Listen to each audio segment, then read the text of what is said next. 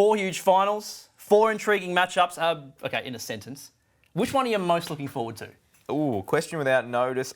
It has to be Thursday night, I think. I think that's the best one. 1 versus 4? Yeah, I think so. And not just that. I mean, there's so many sort of elements to that. People sort of starting to write off Collingwood. Adelaide, obviously, minor premier.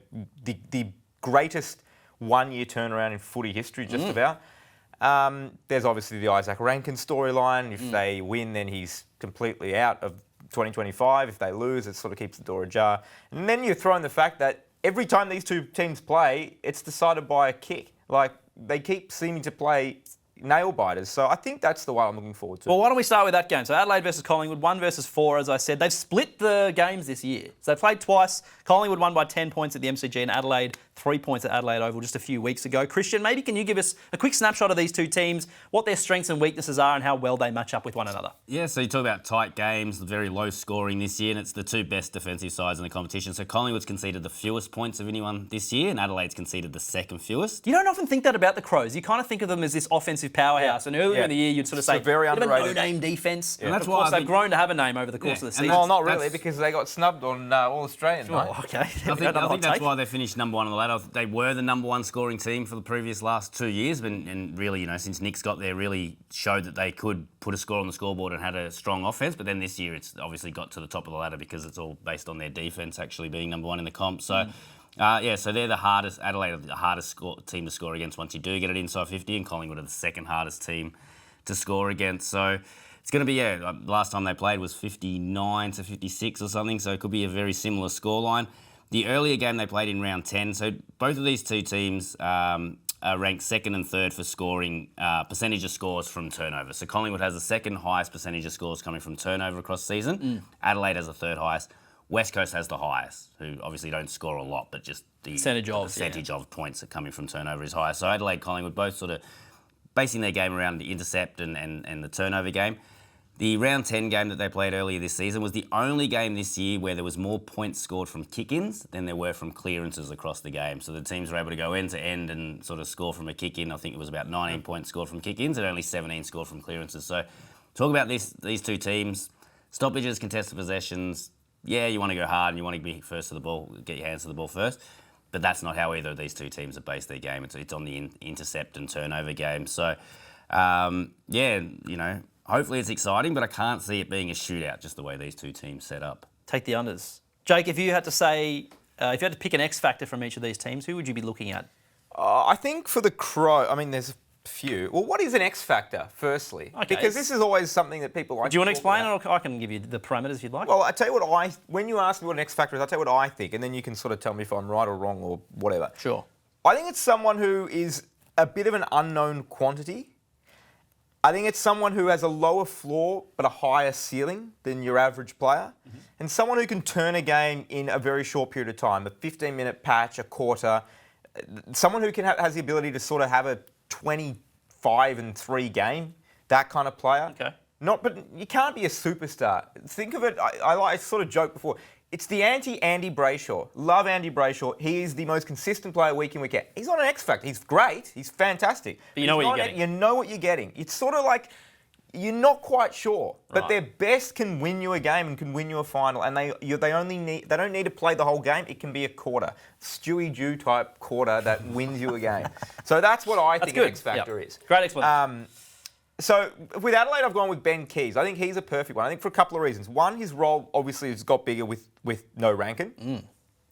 He can play everywhere, really. So he can play. He's been great as a forward. He can go in the midfield, and he can also play that sort of negating role if need be, which he has played in the past. The thing with Ben Keays is he's kicked 69 goals since the start of last year. Last All-Australian mention I will have for this podcast, I promise. If you had a 2-year rolling All-Australian, Ben Keays would be in it. If you took the last 2 years, he's in the All-Australian team for what he's done over 24 months. And just having a look at this year, so there are only 5 players in the league averaging 1.5 goals and 16 disposals per game. Zach Bailey, who just made I won't mention it. Toby Green, Isaac Heaney, Cozzy Pickett, and Keays. So there's a few in that team. It's pretty handy company. Yeah. So Keays for the Crows. And then on the other side, I've gone with Jordan De Goey. Now, some might say Jordan De Goey is a bit more of a known quantity. He's people would call him a superstar player, and he probably is. But he's missed so much footy this year, just 9 games. Last time we saw him play against Melbourne, he looked like he was really hitting top form, best game of the season.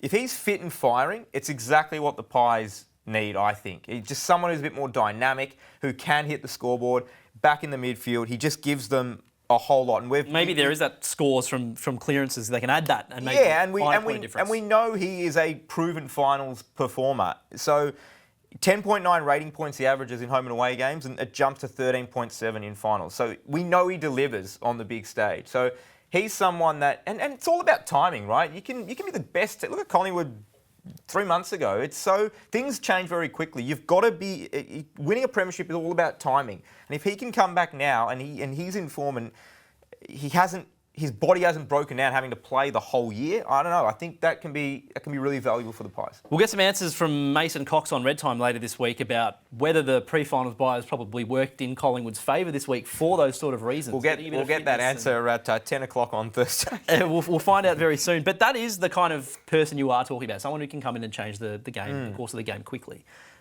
So we've got a yarn that's now live on espn.com.au/AFL. So we'll go through every team as well. Yeah. But you've given a percentage chance of every club winning the flag heading into finals. Yeah. And of course, it's going to be higher for those that have the double chance and probably lower for those. You've got to weight it significantly to the teams that have the extra chance. We don't see. I know it happened last year, but it's not often a team outside the top 4 wins the whole thing. So what chances are you giving these two teams of winning the premiership? Well, Adelaide I've got as the second favourite right now, 20%. I don't know how much you want me to expand on this. We'll be going forever. You can read the story as to why I've come up with these figures. Your favourite word, your favourite sentence, favourite question. I just think they're starting favourite in a home qualifying final. They win that, then they're hosting a preliminary final, likely to be favourite in that too. And then they only have to leave South Australia once to come and play on grand final day. So they're in a very nice position at the moment. But I do have questions over Rankin not being there, and I do have questions over the fact that literally every team has played a final since Adelaide last played one, except North Melbourne and Gold Coast. Well, just 7 players on that list have played finals before. Yeah, it's a big gap since their last. And the Pies, really quickly. The Pies 16%, so they've got them ranked 4th. Yeah. I think they've probably got a few more question marks in the back end of the year. We've spoken about things that probably just not ticking as many boxes on the premiership standards. But they're a proven quantity. Craig McRae, we know he's a great coach. Nick Dacos might be the best player playing in finals. I think there's so many things that De Goey looking like he's back in form. They've got experience all over the ground. I just would be very hesitant to write Collingwood off too early. Speaking of the premiership metrics, you've got some updates on that in terms of both the Crows and the Pies. How are they looking now that the home and away season is done? Yeah, so we're looking at the 5 stats that we've been banging on about all year that the last 10 premiers have led in. So that's the sort of the 5 that we're sort of going to focus on here today. So points against from turnover, points conceded from forward half chain. So your ability to sort of get out of your back line and not concede scores going the other way. Needs to rank top 6 for going from back 50 to forward 50, and inside 50 differential. You've got to win the territory. So Adelaide, second for points against from turnover, so 2 massive ticks. But it's their ball movement number. So they're 13th for going from D50 to inside 50, 10th for opposition points from forward half. So that goes back to the round 23 game against Adelaide. I know Collingwood only, didn't even win and only scored 57 points or so in the game, but they had 71 entries. And I think a lot of that was just Adelaide just couldn't get that ball to go from end to end. And they're 8th for inside 50 differential because they sort of do get stuck in their back half. So, yeah, sort of 2 out of the 5 boxes ticks for Adelaide. So a fair way off, whereas Collingwood have got 4 of the 5 boxes ticked. So number 1 for points against, as I said, number 1 for points against from turnover, number 1 for points against from forward half, 5th for inside 50 differential, and 10th for D50 to inside 50 ball movement. So both Adelaide and Collingwood are not in the top sort of echelon for ball moving from end to end. So you can see why this game will be, a sort of a dour affair. I think a lot of, as I said, not a lot of scoring from stoppages, but I think a lot of stoppages to close the game down and stop that transition end-to-end ball movement and go from there. But I look at Adelaide and Collingwood and think if either of them are going to win a premiership, I think we're going to look after the next 3 or 4 weeks and see this ball movement number has to be better, 3rd or 2nd best of the finalists. So that they didn't do it in the home and away season. It's clearly that's their opportunity of their game to improve and increase their ability to go from back 50 to forward 50, and they'll go further in the finals, I think. A tip and a margin for this game? I'll keep it close. I'll go at Collingwood finals experience, get the job done, 4 points. Yeah, I'm also going Collingwood. Hadn't really thought of a margin. I'll go 8 points. I think people I'm always worried about writing off a team like that has experience going up against a side that just doesn't. Collingwood 16. All going Collingwood. Yeah. I think there's merit in the finals experience thing. I think the style plays up. And I think having that week off, this side probably needs it, and we'll. Having said that, I don't think any one of us would be surprised if Adelaide won. No, this isn't. They're going to get smashed by Yeah, two no. goals. In fact, I'm looking at all 4 games, and it's very hard to find one that could potentially blow out. I think they're all. I mean, one will inevitably, but they all feel like they could and should be. Who close. knows? We might get 4 barnstormers. Geelong versus Brisbane, 2 versus 3. So the other qualifying final, that's Friday night at the MCG, 7:40 p.m. Australian Eastern Standard Time. This year, Brisbane are 2-0 against the Cats. So they've won by 9 and plus 41. So 2 big wins. What does champion data, what do the numbers say about these 2 teams and how they match up with one another? Yeah, I just want to say, I think you asked Jake first which one he was most looking forward to, and Adelaide Collingwood was your answer. This is my one for Brisbane Geelong, based on the fact that they match up so well. When you look at the numbers, both of these teams are at the top of their game. We spoke about Collingwood's last 5 or 6 weeks. They haven't been at the greatest form. Adelaide have had that ball movement issue all year where you sort of think, well, they need to fix something going to the finals. Mm-hmm. These 2 teams basically don't have much to fix at all going into the finals, but it's how they come up against each other. So game style-wise, very, very similar. Brisbane number 1 for kicks per game, Geelong second. Brisbane number 1 for marks, Geelong second. Brisbane have the 3rd highest kick-to-handball ratio. Geelong have the highest. Biggest difference, though, is once the ball gets inside 50, Brisbane score from 44% of entries, which is 12th, and Geelong score from 50.7%, I think. So they're over 50% of entries, which is number 1. So the forward line potency of Geelong is a lot better. Brisbane probably need a lot more stoppages, a lot more time in their forward 50 for them to score, whereas Geelong will just get it in there and almost score, straight away. So out of the last 5 times they played, Brisbane have won 4 of those games. They've never lost the clearances in any of those 5 games, won the contested possessions in 4 of the 5. But then you look at, especially from the clearances, they haven't lost to Geelong, haven't been beaten by Geelong in the clearances, but Geelong only allow them to score from 18.5% of clearances, which is the 2nd best differential of any team against them. So Brisbane usually first in, win the clearances contest, but Geelong just sit back and sort of turn it over from there. So expect something similar again. And then, just looking at the last 3 years when they've played against each other, just how well they've been able to sort of take away each other's game. So when Brisbane comes up against Geelong, if you're ranking all the 17 teams against Geelong across the last 3 years, Brisbane ranked 15th for scoring from intercepts, 15th for scoring from clearances, and 16th for turning an inside 50 into a score. So there's 15 teams that score better against Geelong than Brisbane do. And yet they still have success. Exactly. But then you look at Geelong and what Geelong are able to do when they come up against Brisbane. They're 14th for score from intercept, 11th for score from clearances, 17th for score per inside 50. So both of these teams are great at taking away the other team's strengths. And these teams, as I said, Brisbane have won, the games. These 2 teams have been 2 of the better teams in those 3 years. But when they come up against each other, they both seem to be frustrating. They both, either get a lot of entries and can't score from it, or Brisbane will win clearances but can't turn those into scores. So really looking forward to this in terms of how, almost the 2 Chris's, Chris Fagan and Chris Scott, have been able to sort of just negate each other and make it sort of... This is what these numbers are telling me. This will be a tactical battle in the coach's box. It'll be about the team that can take away the other team's strength for as long as they can and maybe do something about it. I mean, number 1 and number 2 for kicks, number 1 and 2 for marks, number 3 for kick to handball, and number 1 for kick to handball. So clearly they both like this sort of control game. And we know that finals, not by a lot, but they are slightly more chaotic games compared to control. We've talked about control and chaos on this podcast before. So it'll be super interesting. And we saw it sort of in the last 5 to 10 minutes of that preliminary final last year, where things did start to open up a bit towards the back end of that game and how that sort of panned out. I'm fascinated for this game, and I think I'm really looking forward to it. I'll give you my X factors. Sure. So for the Cats, this might sound silly. Some people might say he's not an X factor. But I think the point of his career for Patrick Dangerfield, I think he looms as an X factor player for the Cats this final series. No one's talking about him at all. No one really has all year. No one's needed to. Smith, Cameron, Holmes have been stealing the spotlight and all the thunder. So he's just been sort of quietly going about his business. Hasn't needed to push too hard. And I think he's got a big final series ahead of him. He knows, it's like, talk about primes himself for it. I think he does, yeah, absolutely. And he doesn't have the pressure anymore of, well, he hasn't won one yet. He's checked that box. He's checked every box. I think he's just sort of been coasting's probably not the right word because it sort of insinuates not doing enough. But I think he's just sort of been priming himself for September. And I said this a couple of months, or maybe 2 months ago. Would you be surprised if Patrick Dangerfield had a 20 disposal 4-goal game in September? No, not at all.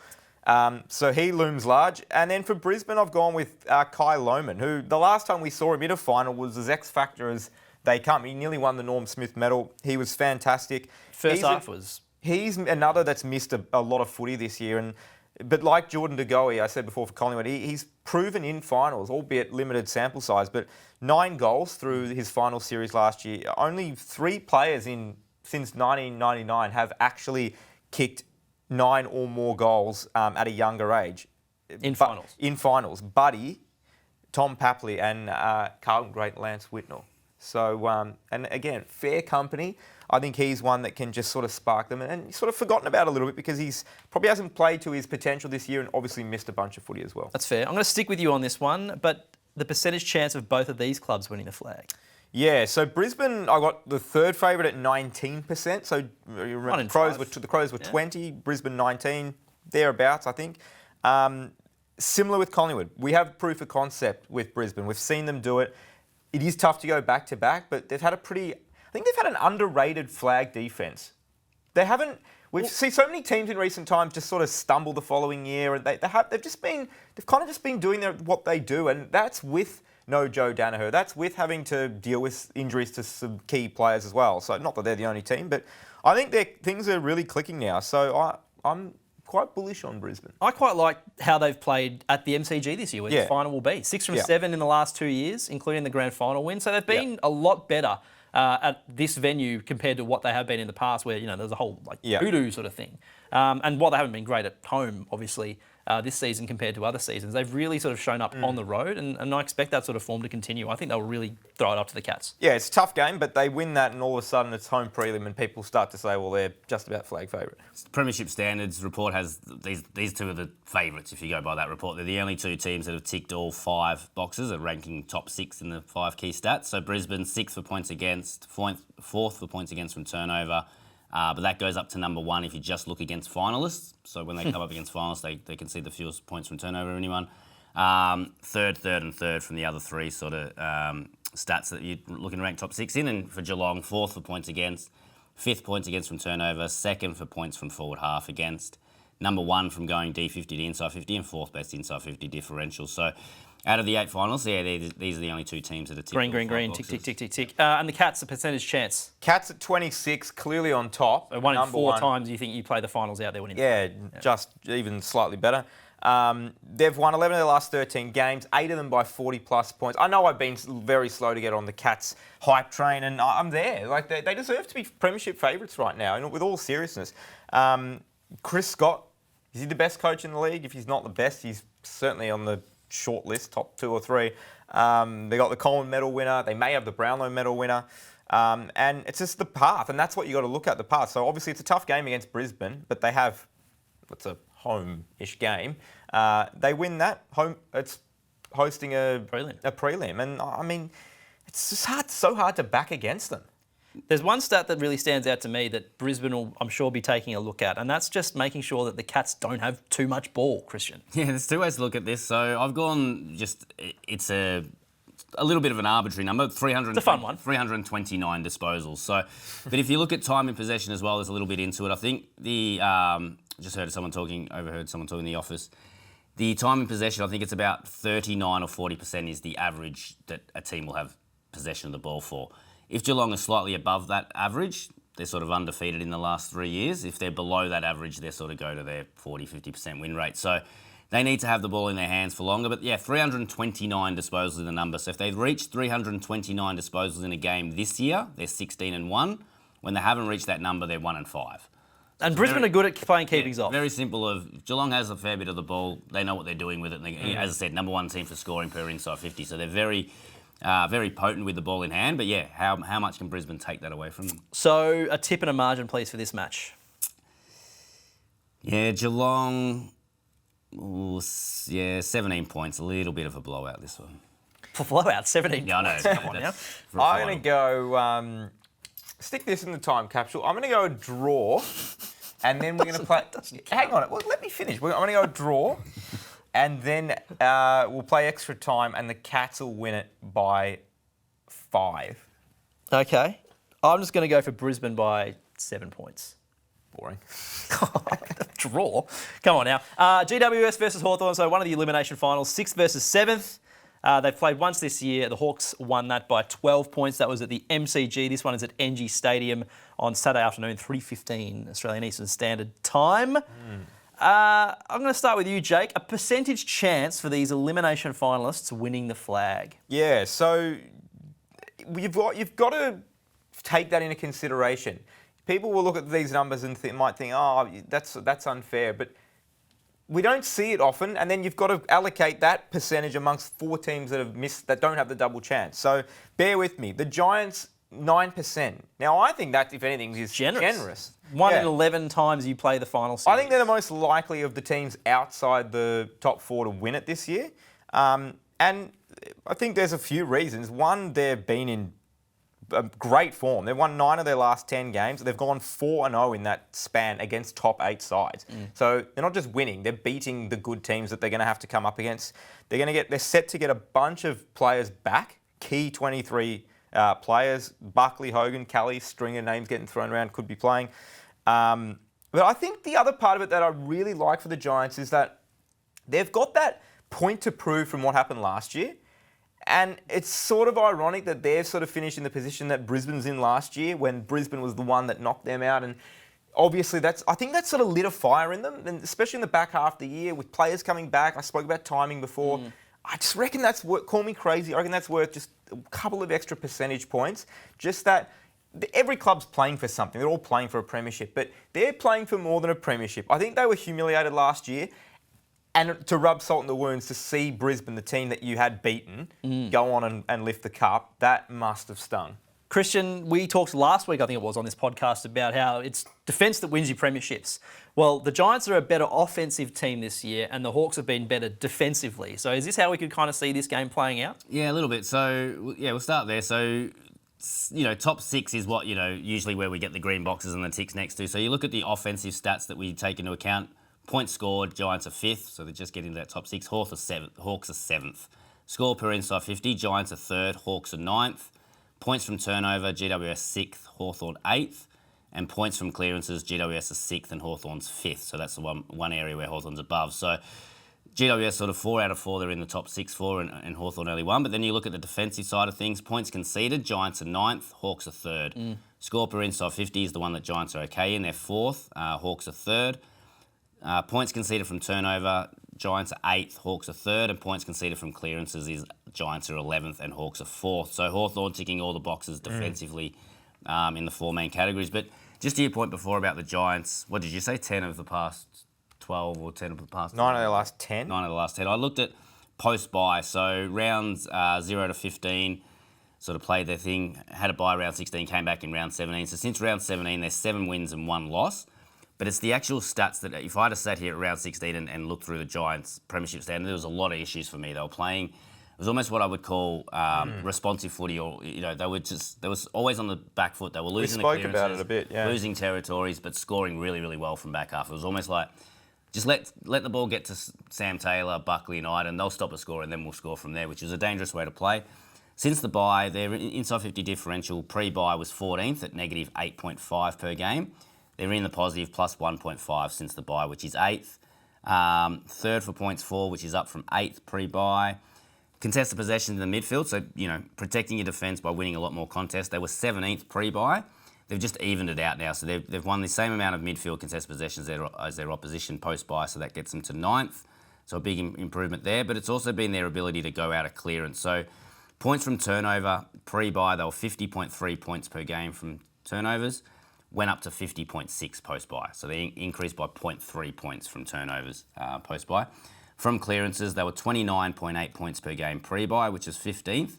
They're now up to close to 46 points per game coming from clearances, which is the most of anyone in the competition. So talk about improving.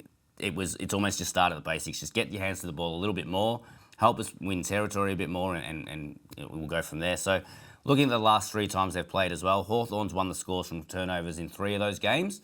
The Giants have won the scores from clearances in 2 of them, and I think they would broke even in the other one. So last time they played, Hawks, rely more on the intercept game, and Giants rely more on the clearances. Looking at recent form, the Giants are number 1 for scoring from clearances. So that's what Hawthorn's going to. And it's a weakened Hawthorn midfield as well. So what percentage chance do you give them of winning the premiership? So I got the Hawks at 6%. So roughly 1 in 20 throws the dice, you might come up lucky. Come up Hawks. So just for context, so the bottom 5th to 8th has a total of 19%, and the top 4 is 81%. Generous. But is it generous? Over the last 10 years, we've seen it basically mirror that. So it's been, last 10 years, 80% of the time, the top 4 wins it, and 20% they don't. Fair enough. I don't think that's crazy to go roughly those percentages. Yeah, Hawthorn 6. I think the reason I'm more bullish on Hawthorn than both Freo and Gold Coast, which we'll get to in a minute, is the fact that they will play, if they can get past the Giants on the road, they got a 50% shot at a home semi, and then a 50% shot at a home prelim, and then a 100% shot at a home grand final, should they go that far. So if things fall their way, if things fall their way, they can be playing at the MCG, which is a huge advantage. And Freo and Gold Coast don't have that. They're not going to be playing. Gold Coast isn't playing anything at home, and Freo won't be playing at home after this week. So I think that's why I'm more bullish on Hawthorn. Just they're more likely to do damage because of that. I don't think that's crazy to say. But yeah, weakened midfield is of concern. 2 X factors for this game, please. Well, for the Hawks, on that point, I've gone with Josh Weddle. So someone who has missed about 2 months of footy. He is such a dynamic football player. He's a line breaker. You've got to bring him in, right? I think he's going to play. It looks like he's going to play. I would love to see him. I don't know what the numbers say on him in terms of where he... But he's someone with no Will Day and with... It's not... We'll call it a one-paced midfield at times. That's fair. Is he someone you'd want to throw in there just a bit more, just to get a little bit more straight lines? Sort of, we talk about players like that can just add so much. Yeah, he's the new Blixar, so he's one of the rare ones that's played almost 30% in 3 different positions this year. So defence, ruck, and a little bit of actual wing time. I think there's also a low percentage forward as well. So. Yeah, definitely one that you can throw, the type of player that come out at half-time and, you want to throw someone into a different position at third quarter. Josh Weddle's the first player you're looking for. So. I think he could be, assuming he's fit and plays, but I think he's a real X factor for the Hawks. And for the Giants, I'm going to throw you a bone because you've sort of spoken this guy up this year, Aaron Cadman. Now, probably doesn't strike me as the typical X factor player, but he's had a really underrated season, I think, after sort of being criticised at various points. I've been sort of critical of him, whether he warranted a number 1 draft pick. But 44 goals so far this year, which is more than what he managed in his first 2 years combined, is a really nice return. And if the Giants play a couple of finals, he may get close to 50, which is a great return for a key forward in their 3rd season. So I think he's someone who... Look, the jury's still out on him. By no means am I saying he's made it, he's going to be fine. But all you can ask for is growth and improvement, and we've got that this year for him. So I think there's going to be a lot of attention on some of the others in that forward line, the likes of Toby Green and Jesse Hogan and even Jake Stringer. And I think he's someone that has the potential to sort of get off the chain. And if he can just find a couple of just lead up marks, find a couple of goals, get confidence early, I think he's someone who could have a really big game in finals. Yeah. And sort of announce himself. That's fair. Christian, a tip and a margin for this game? Recent form. Ad asked me 6-7 weeks ago, I would have said Giants had no hope of winning the finals. Looking at their post-buy form, I'm actually going to tip them to win the first one. Giants by 10. I had Giants by 10 as well, believe it or not. Yeah, I think, obviously, I was very high on Hawthorn at the start of the year. I just think we've spoken about some of Hawthorn's deficiencies at the moment. And it's one of those games where if it was played at the MCG, then maybe I'd be going Hawthorn by 10. But I think it's not unfair to give the edge to the home side. And the Giants have been, as Christian said, maybe halfway through the season you wouldn't have believed it. But, yeah, there aren't many teams that are in better form than GWS over the last 2.5 months. So I'll go the Giants. Is this team still scarred from last September? Is the question I have over there. Yeah, maybe they are. Finals form. Maybe they are, but maybe that helps them. And maybe it does. I don't know which way it's going to go. I would love to play under Adam Kingsley. I think he'd be an awesome coach to have to play for. So I would back them to bounce back and put a strong September showing in. Having said that, I think I'm going to back the Hawks. Love it. I think I'm going to back them and I'm going to go 5 points to Hawthorn. Oh, be a good game. It would be a good game. And the final game of the round, or the first week of the finals, is Fremantle versus Gold Coast. That old chestnut. Classic matchup. I reckon in 5, 6, 7 years gone by, you'd say, Freo Gold Coast is the classic who cares, the second Saturday night game. Who cares cup, isn't it? The 4:40 Saturday, just hide it somewhere on the Gold Coast kind of game. But it is an elimination final. It is 5th versus 8th. This year they've played once. It was Fremantle by 11 points on the Gold Coast. So they've got form against the Suns, but obviously this is a bit of a different kettle of fish. There'll be 60,000 screaming fans in purple welcoming the Suns to their first ever final in footy. So there's not too many more intimidating sort of situations to be in, I would think. Yeah, and we haven't been on since Gold Coast actually secured their final. True. So we'll just kudos to them. We'll give just a couple of seconds, but it was nice to see. I think we take it for granted just the same teams being there and what it means for a club that's never been there before, and obviously the majority of their players. I think there are only 3 players on the list, on Gold Coast list, that have actually played a final before. So yeah, it's nice to see. It really is. You've talked about sort of scoring from turnover and the trend towards that kind of score source over the last few years in particular, Christian, but the Suns have not been great at doing that this year. Yeah, so Suns been very unlike a Dimmer coach team in terms of clearances. Their game's built around clearances. We know Richmond's 3 premierships under Dimmer were all basically neglect the clearances and win the turnover game and end-to-end game. But yeah, Gold Coast, if you look at percentage of scores, so we spoke about earlier with Adelaide and Collingwood getting both very high percentage of their scores from turnovers. Gold Coast is the 15th highest percentage of scores from turnovers, so the lowest of any of the finalists. So they have the lowest reliance on scoring from turnover of any of the finalists. 43% of their scores come from clearances, which is the 4th highest in the comp, and only 33% of their scores come from defensive half, which is the lowest of any team. So Giants are all about, winning that initial clearance, centre clearance, whatever it is, get it forward, win another stoppage and score from there. So that's what they do well. Freo are sort of mid-table. They're 7th highest percentage scoring from turnover, 10th highest percentage scoring from clearance. So they don't have that same heavy reliance on one of the sources rather than the other. So you could probably say that Dimmer and the Suns, especially with that crowd factor over in the West, would probably want to just take the sting out of this game pretty soon. Dour affair, lots of stoppages, hope that they can kind of get numbers around the ball, move the ball forward that way, get a couple of scores there and maybe just get the jump on the Dockers, which we know can be a bit of a skittish team at times as well. But I think the benefit of being a non-Victorian side is you're used to travelling. You travel a lot. You're used to coming up against hostile crowds and hostile environments. So I don't think it's as much... First final for the club? No doubt there's going to be nerves, but I don't think the crowd, then the atmosphere will be the biggest concern. It's not something that they've never experienced before. Yeah. But when we talk about like clearances and stoppages and control versus chaos, which we've talked about on this podcast before, the Suns, they clearly want that control side of things. So they're 5-2. Is it this year that they're 5-2 in control games? Yeah. And they're 9-6 in chaos games. So obviously it's a bit easier for them when the ball is in that sort of stoppage stuff. They can get kicks and marks and take the sting out. Yeah. Whereas Freo probably prefer the opposite. Yeah, so they're 10-2 in chaos games. So we're in games that have more ground balls than marks. They're 10 wins and 2 losses when the ball's just on the ground and up for a contest the whole time, and only 6-5 in control games. So know that there's been spoken about a few times for their inability or lack of dare with the ball. So that's when they sort of get caught in a slow game, slow kick mark game. They've done better with that game style in the second half of the year and found different ways to score from it. But, yeah, they're almost preferring the chaos game than the control stuff. An X factor for each team, please, Jake. I'll go Freo. I got 2 for you for Freo, actually. I know you don't like when I... Yeah, it's offensive. I got Hayden Young and Luke Jackson. Young and Jackson, our iconic Melbourne pub.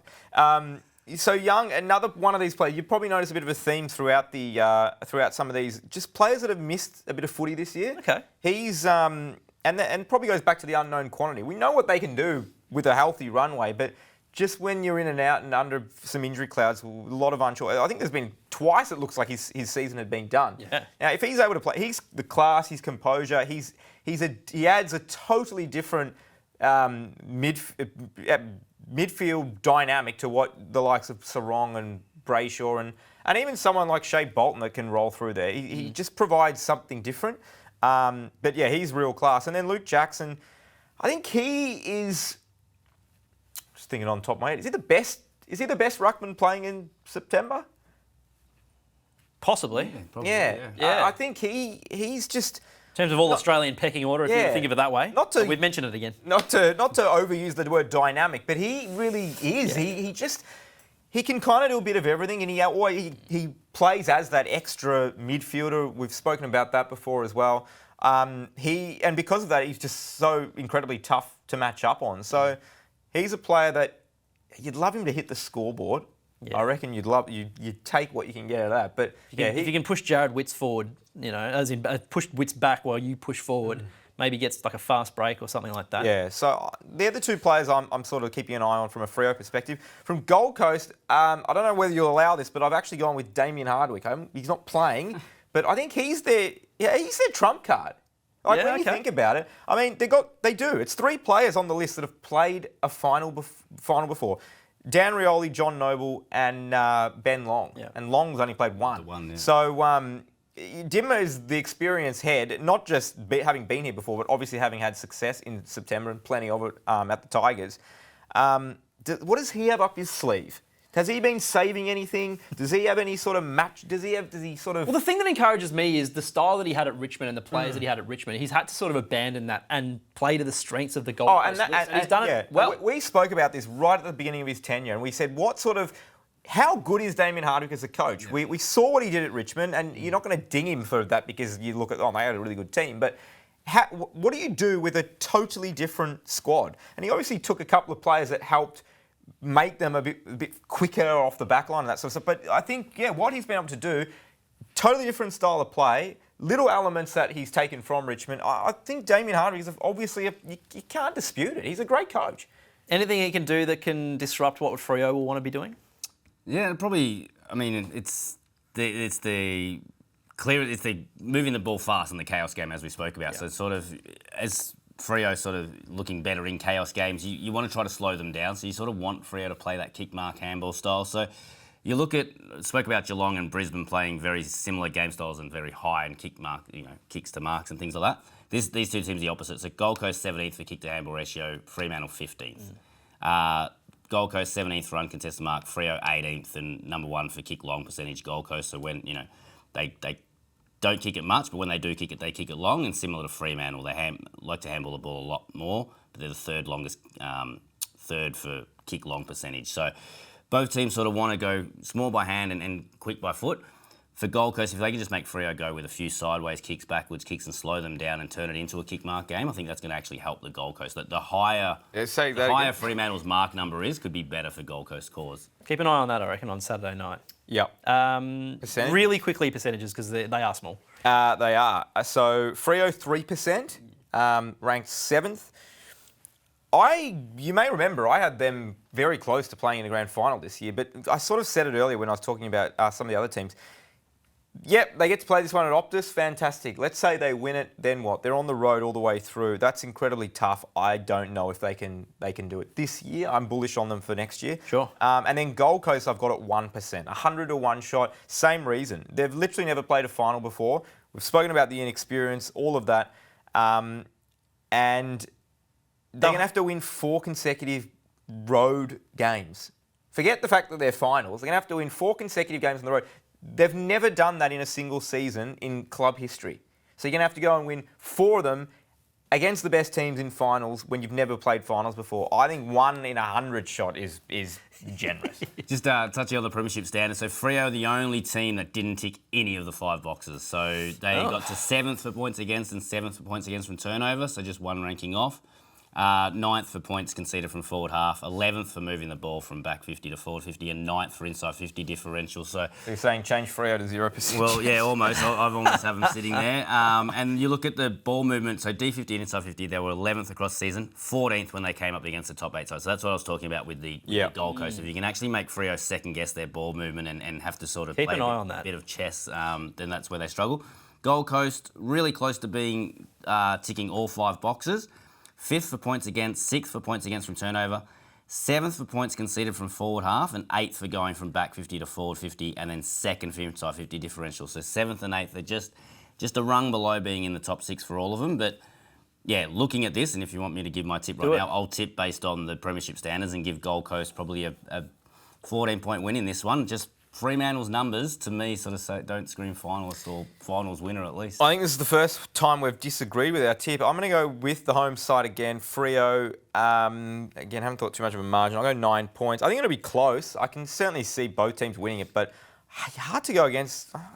I hear you at the numbers, but hard to go against Freo. Just Gold Coast, a lot of unknowns, not very proven. Can't really trust them. I don't know if you can trust Freo either. But They had a really good year, Gold Coast. They have had probably 2 or 3 inexplicable... You're going to go Freo, I can tell. They've had 2 or 3 inexplicable losses that have really sort of been like, what the hell is that? But they've had some really good wins. And the numbers, are you talking me into them? I think I'm going to back Dimmer and the Suns. Who do you want to win? Both are fine stories. Gold Coast is a better story. Okay. Gold Coast would be a great. Yeah, I think they might just pull something out of them. All right. An 8-point win to the Suns. I'll give you 8 points. All right.